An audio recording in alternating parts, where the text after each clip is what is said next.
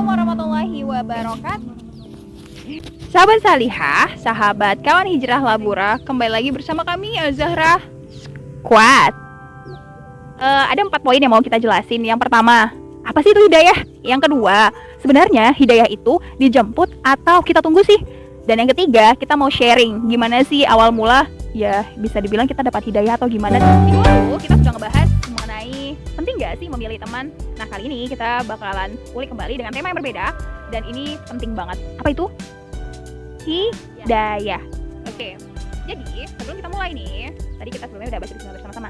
Ada 4 poin yang mau kita jelasin. Yang pertama, apa sih itu hidayah? Yang kedua, sebenarnya hidayah itu dijemput atau kita tunggu sih?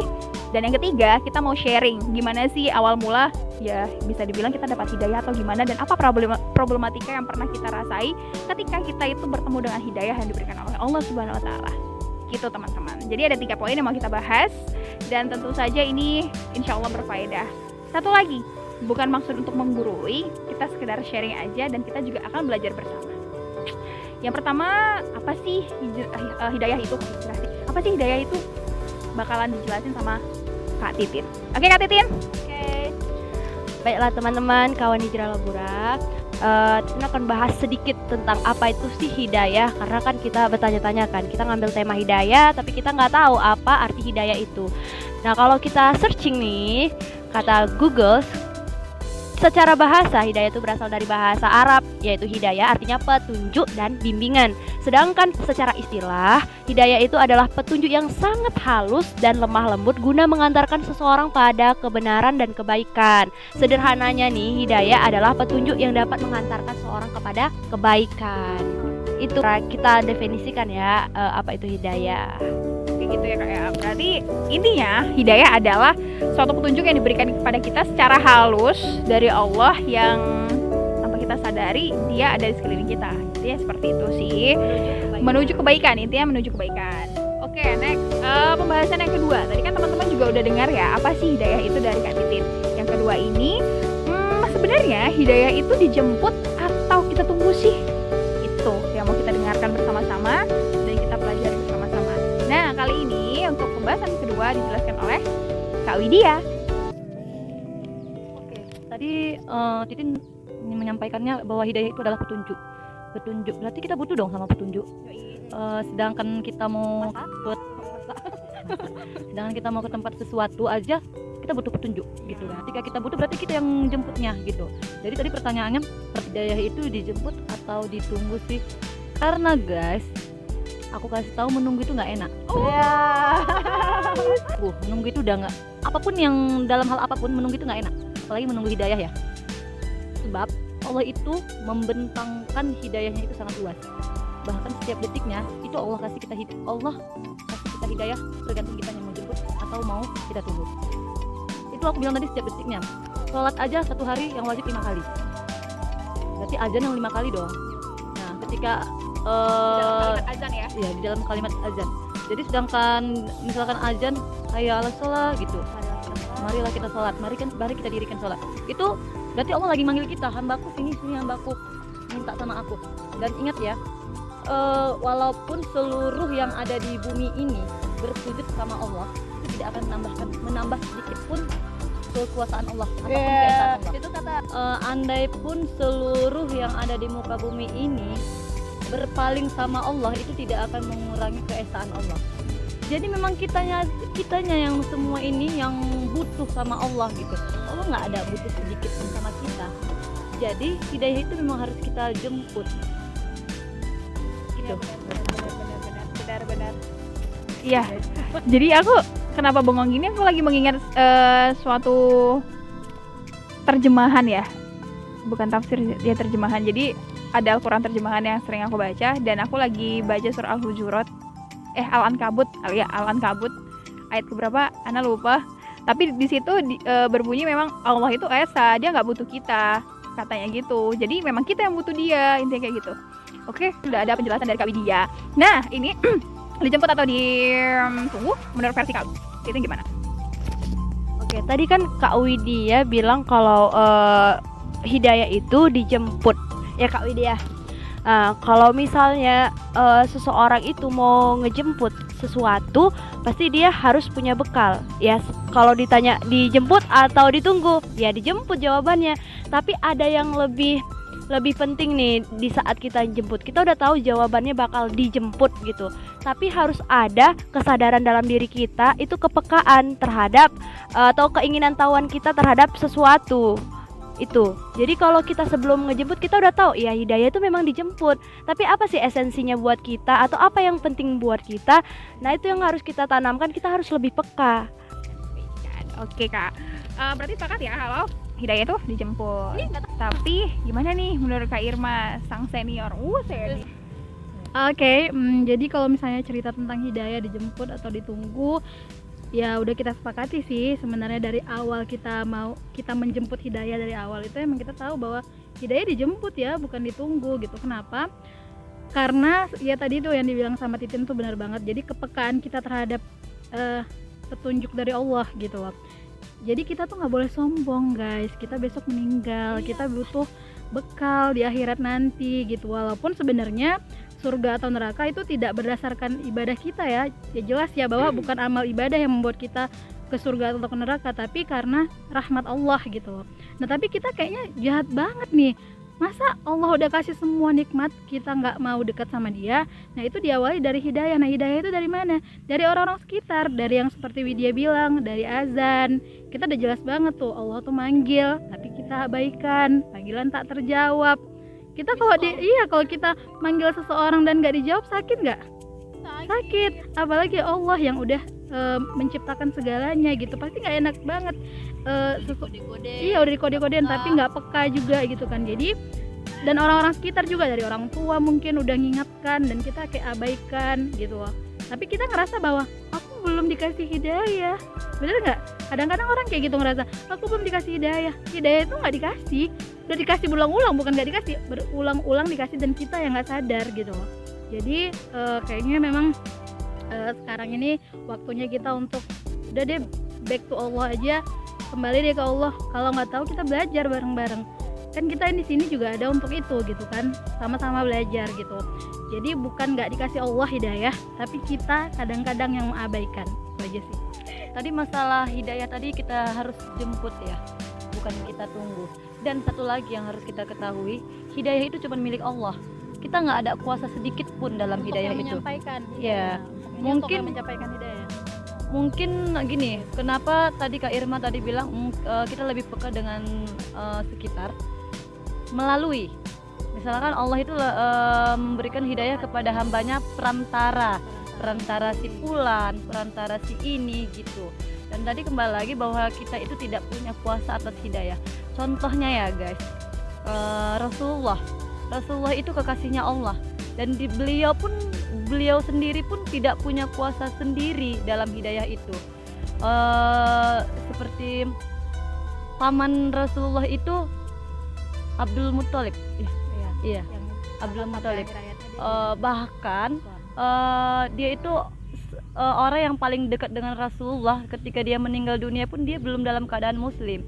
Jadi kalau kita pernah bicara, itu percuma anak ustadz, tapi kok anaknya bejat, percuma bapak mamanya haji, tapi kok anaknya begini, kita nggak boleh bilang kayak gitu. Karena tadi kembali lagi orang tuanya itu nggak punya kuasa. Kita hanya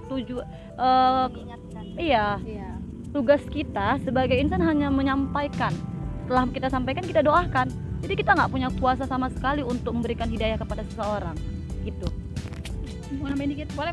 Iya, jadi mau nanggapin sama yang dibilang Wiwit ya, bahwa kalau yang tadi saya sampaikan itu mungkin berdasarkan kita ya, kita orang yang harusnya menjemput. Tapi kalau kita orang yang mungkin menyampaikan kebaikan itu nggak bisa dipaksa. Artinya ya yang membuka hati seseorang itu tetap Allah gitu loh. Yang berkuasa tetap kepada hati seseorang itu adalah Allah. Kita hanya dituntut untuk menyampaikan kebaikan aja, sampai itu aja. Tapi kalau kita sebagai orang yang menjemput atau menunggu, kita harus menjemput.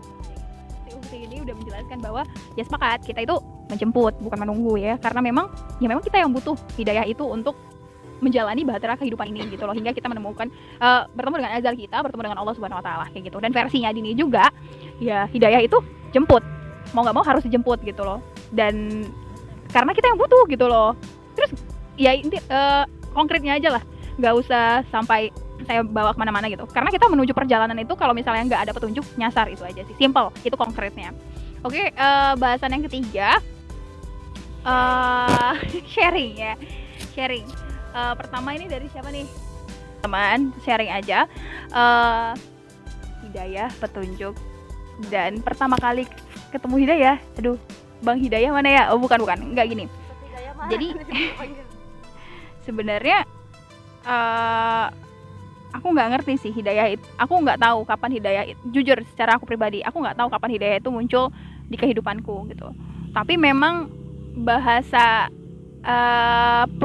tapi perubahan dalam diriku menuju ke lebih baik itu SMA kelas 3 itu mungkin karena dari kecil sih apa ya, gimana ya, aku bukan orang yang bandel-bandel banget sebenarnya gitu. Enggak, bukan orang yang badung-badung gitu, enggak gitu, karena memang apa ya, dan aku gampang menerima suatu hal yang menurut aku baik gitu loh. Jadi tapi gampang labil juga gitu loh ya. Aku juga sebenarnya agak bingung sih sebenarnya Hidayah itu kapan datangnya, tapi ngaji kuliah gitu loh, kenal ngaji tuh kuliah. Kenapa mau ngaji? Enggak, bukan karena itu, karena dulu dalam pengertianku ngaji yang ngaji Al-Quran. Tapi kalau istilah yang tadi itu karena ya gampang untuk hal yang menurut aku baik, aku gampang ikut gitu. Gitu. Kayak gitu. Iya benar. Jadi ya untuk dulu kan pakai celana jeans ya, ketat woi. Saya kan agak simuk badannya simuk gitu kan. Terus almarhum ayah saya bilang gini, ganti bajumu katanya gitu kan. Kayak apa kau kayak gitu. Nah itu ya melalui orang tua juga gitu. Dan dulu waktu ayah ngomong kayak gitu nggak pernah terbersit, oh ya ntar ayahku yang nanggung gitu, enggak. Itu pernyataan kayak gitu tuh ketika aku ngaji di kuliah itu sih baru tahu, oh iya gitu. Makanya dari situ juga berubah, kayak kerudungnya dulu mulai dulu 1 lembar jadi 2 lembar gitu. Dulu masih musim tuh 2011. Tipis Paris. Dulu ya 10.000, terus turun harganya jadi 7.000 gitu kan gitu.